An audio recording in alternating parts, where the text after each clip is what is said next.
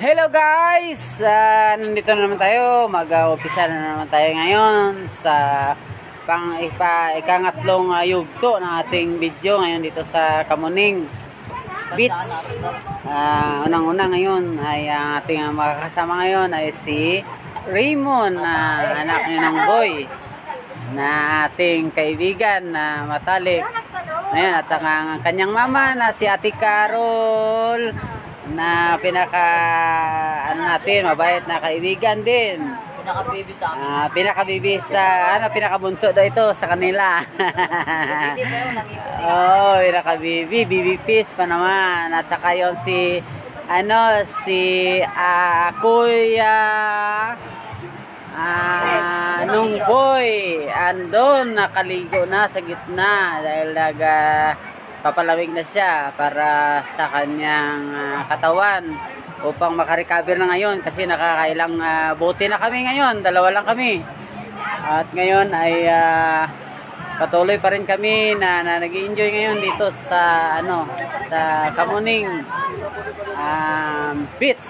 Kasama ko ang aking pamilya ngayon na nag-iisa. Ay isang asawa ko sa mundo. Si Ivy Joy. Ivy Joy.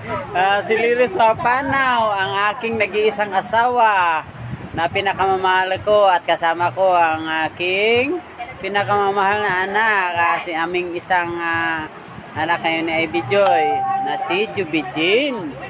Si Liris Mapanaw Imbrilios. Yan, at tapos na to si Bijuin ng sa kanyang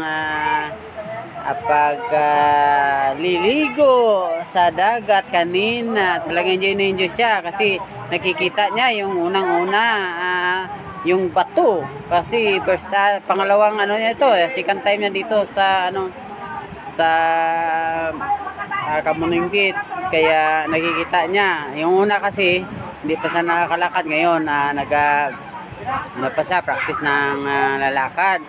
So ngayon, kanina nakita niya yung bato. Kaya nung una niya nakita niya yung bato ay kanyang kinain, pati mga buhangin. Kasi siya, akala niya siguro masarap.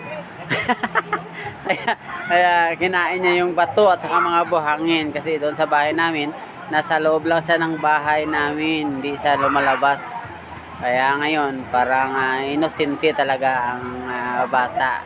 Kaya ngayon, ito iwan ko kung kilala niya itong mais, corn, kaya itong bata na to, si Jubijin, tuwing susubuan mo ito ng pagkain, pag hindi niya nakikita kasi sa ibang tao o sa amin, na bago niya kainin, talagang ipapakita mo sa kanya na kinakain mo muna yung isang pagkain bago mo isubo sa kanya, kasi ayaw niya talaga kumain ng pagkain na hindi niya na kikita na kinakain pala yung isang bagay.